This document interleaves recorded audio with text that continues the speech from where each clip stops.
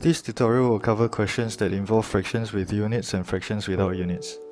I will proceed based on the assumption that you have already watched my previous video, which covers how to differentiate these two types of fractions conceptually. If you have not, please watch the video first before continuing with this video. I covered a pair of questions that look pretty similar to this one in the previous video. However, I think the following pair of questions look different enough that it might still trip you up. Tom has 4/5 kg of sugar. He uses 1/3 kg of sugar. How much sugar does he have left? There are two popular ways to think about this. Let's call the first method reframing, and as for the second method, let's call it the replacement method. For the reframing method, first look at the fractions and underline the units if there are. Write quantity above each fraction that has a unit and groups above those without units. Both are quantities here. Then reframe the question in your mind. If you know the quantity of what Tom has and the quantity that he uses, how would you find the amount he has left? Take total minus used.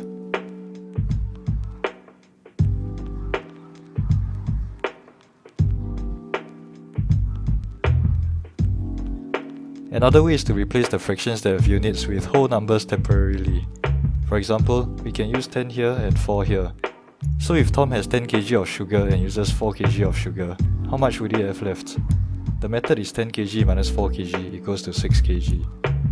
Now that you know the method, change the whole numbers back to fractions. 10 kg becomes 4/5 kg and 4 kg becomes 1/3 kg.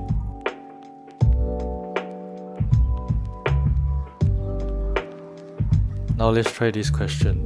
Tom has 4/5 kg of sugar, uses 1/3 of the sugar. How much sugar does he have left? Using the first method, write quantity above 4/5 kg and groups above 1/3. Reframe the question in your mind. You know the quantity of sugar Tom has, but you only know the number of groups he used. Specifically, you know that out of 3 groups, he uses 1, so he has 2 groups left. That means 3 groups is 4/5 kg. You can find 1 group by dividing by 3, and then 2 groups by multiplying by 2.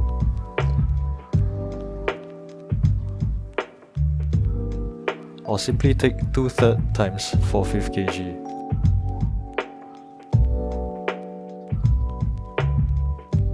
Using the second method, replace quantities with a number. We can try 10 kg.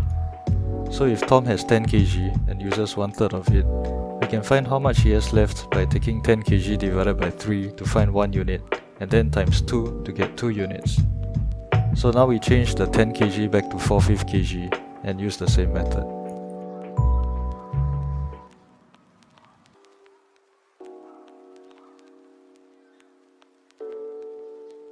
Here's another question. Tom has some sugar. He uses 1/6 kg of the sugar for a cake. He bought another 1/3 kg of sugar. He had 3/4 kg of sugar left. How much sugar did he have at first? Using the reframing method, write groups above fractions without units and quantity above those with units. All are quantities here. So you need to find out the quantity at the start. You know the quantity he uses for a cake, the quantity he bought, and the quantity he had left. So you just need to work backwards to get your answer. Start with 3/4 kg at the end, minus the extra sugar he bought, and then add back the sugar he used for the cake. Using the replacement method, replace all the fractions that have units with numbers. So let's say 5, 3 and 8. Then read the question again with these new numbers. Tom has some sugar. He uses 5 kg of the sugar for a cake. He bought another 3 kg of sugar and had 8 kg of sugar left. So it might be easier to see now that you need to start at the end with 8 kg, minus 3 kg and then add back 5 kg. Now that we have the method, change all the numbers back to fractions and solve.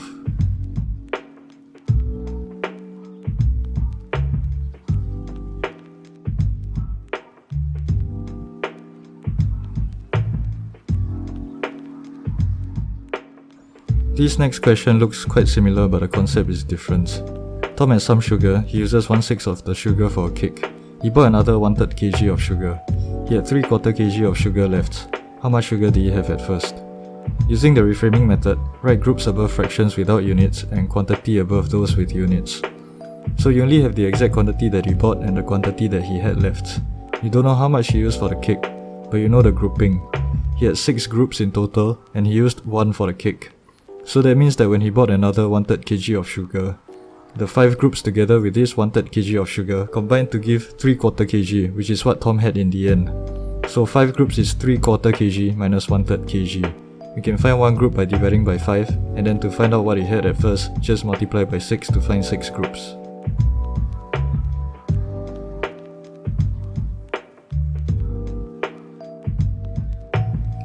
Using the replacement method, replace all the fractions that have units with numbers.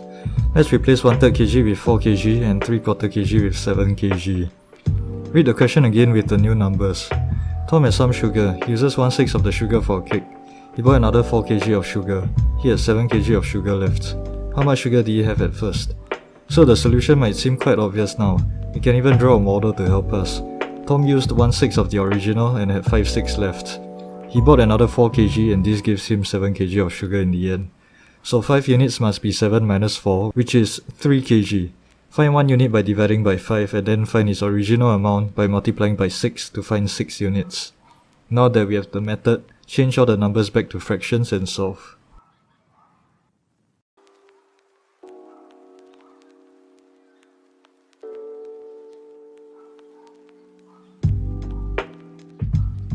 Understanding how to solve this question is not nearly enough.